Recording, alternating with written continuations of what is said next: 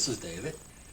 Today we're going to take a look at the meditation style that I include with the kits that I make, whether it's the Chakra Healing Cards, the Pocket Chakra Kit, or just literature that I put out there. There's no set way that anything has to be done. These are just ideas that I believe are helpful, and of course that's something I choose to share.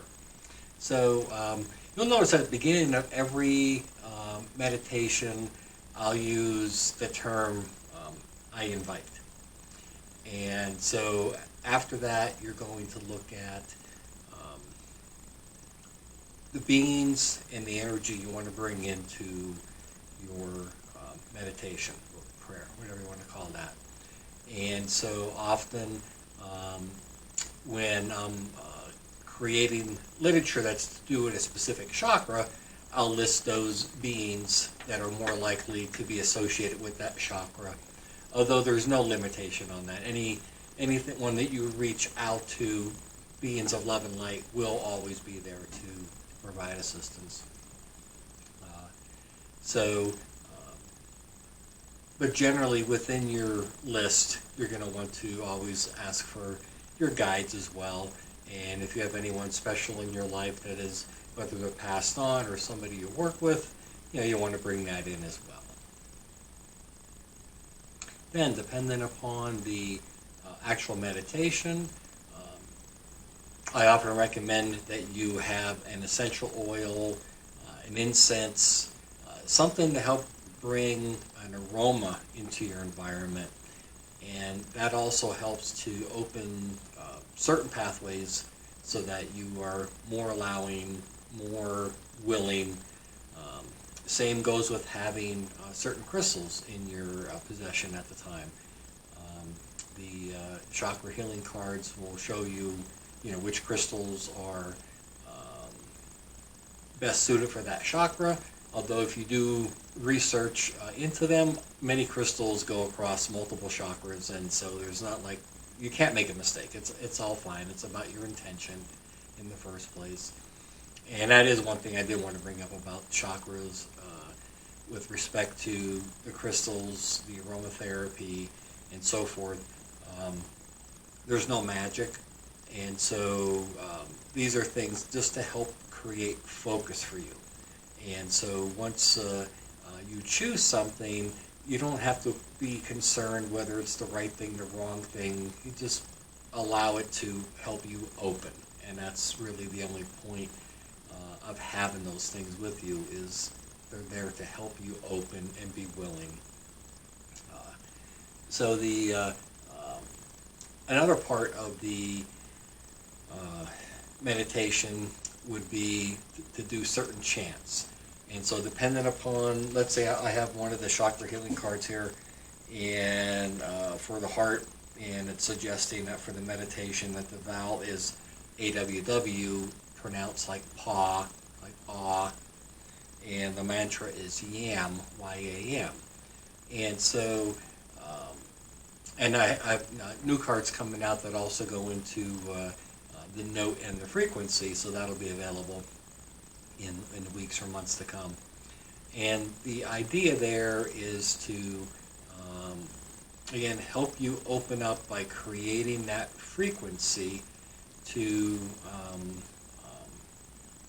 just again, to open yourself. It's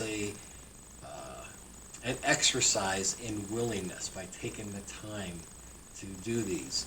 There's, again, no magic in the sound, but they're associated with certain chakras. But again, it's about your willingness and your attention and your desire to create a focus. And then we also we get into our affirmations, whether they're provided on the cards or in the Pocket Chakra Kits or through other literature online. I always suggest to read the affirmations 3 times. And the reason for that is that often when we read something the first time, we're not really absorbing the thoughts behind it. We're reading words. And so the second time you absorb more, and I believe that by the third time you're actually understanding or embracing the feeling or the meaning behind the words, and you're more likely to believe it or allow it. And so that's where, and you could go more than 3 times, but I would suggest at least 3 times, because just reading something once often is just going to, you're just going to digest words and not the actual meaning, behind the words. Now, one of the things that, and there was no desire for me to create any controversy, but I will recommend that you perform Reiki on yourself in those areas. Let's say it was your heart chakra. You could perform your own Reiki, and the thing is when someone is being taught to be a Reiki master, there's a lot more involved with why they might go about doing things. They're going to be working with people, and they're going to want to make sure they know where to have the focus and attention. But it was never meant that for some reason healing of that kind is excluded from everybody, because Source did not create healing to have exclusive rights. Healing is there for all of us. And so you have that already. It's not even a right, it's just there. You have that capacity. So definitely be open to performing Reiki on yourself, even on other people. If you did want to eventually do it more full-time or on a regular basis, then I would recommend you get the training so that you have a greater insight on all the things available through that type of activity. But it's not exclusive with respect to not being able to do it on yourself, during a meditation. And that's one of the things would be when you're doing it, you may or may not feel something, and that means almost nothing. It's nice when you can feel something, because that helps with your belief. It's not necessary. Whether you're feeling something or not doesn't mean it's not there. However, in time, most people will start to feel the energy flow. And it is kind of an incredible thing, because it does validate that there's something going on. And so whether you feel it right away or not, in time you eventually will notice that moving of energy. What I tend to do, when I was taught Reiki, there was an MP3 song that had a bell every 3 minutes, and the idea was stay on a place, and you hear that bell, you move on to the next place. That way you had enough there. And that was fine. Again, it's about learning, to go through the process. But eventually what I realized was once I started to feel the energy, there was a point where I could feel where the energy starts to ebb away. And so then I know I'm done at that place at that time.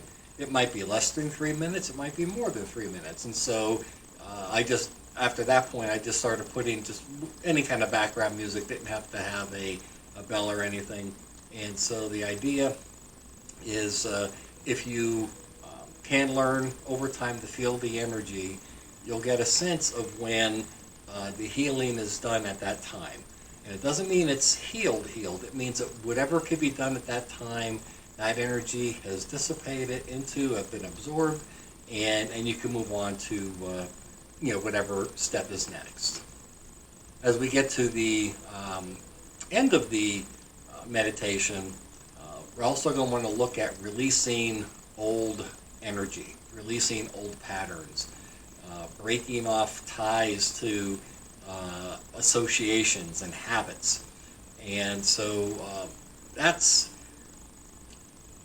I'm going to say, not pivotal, but it's really helpful to look at that and to be open for seeing that a lot of what we're experiencing today is based upon many unconscious decisions and choices and experiences we had in the past affecting what we're saying today, what we're believing today, what we're able to even to perform, what we're able to accomplish today, based upon these little bits and pieces that are buried in our subconscious. And so you want to include that aspect of where you allow yourself some quiet time and see if you could sense anything from your past that is directly conscious in your mind to let go.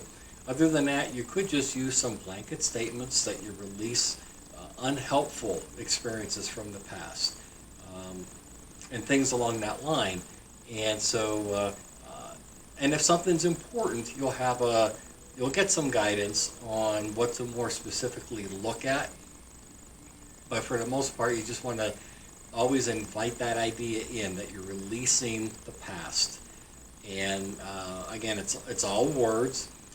Another way of looking at this, because I'm a student of Course in Miracles, everything is technically it's forgiveness. So you're forgiving how you saw yourself.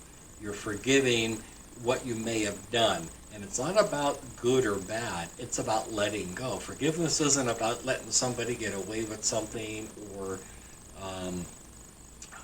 saying it's okay now. Forgiveness is just letting go. And so that's where you could then be in the moment now, because you're not carrying this baggage, from the past.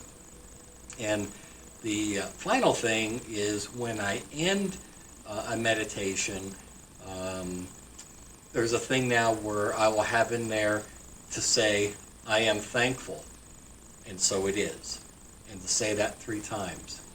And the meaning behind that is, I used to always just say thank you, and the concept there is that somehow there's something outside yourself that may or may not help you with this, or may not do this for you or with you. And the reality is that it is you. It's your openness, your willingness. Everything around you wants to help you. Everything around you is already there, just waiting for you to allow it, not to deserve it or to ask or beg for it, just to allow it. And so by saying, I am thankful, okay, you are allowing, you are accepting that this is you who is doing this. And you say, and so it is, which now puts it in concrete. You've accepted this. So I am thankful, and so it is. I am thankful, and so it is. And the 3rd time, I am thankful, and so it is. And you let that sit. You have some quiet time after that. If any thoughts come to your mind, if there's a message that somebody has for you, you might hear it in that time. And then you move on, and you go on with your day. All right, well, this concludes my little introduction on meditation. We'll get into some more details in some future videos. But for now, I just want to share some of the basics that come with some of the kits. And we'll see you next time. Namaste.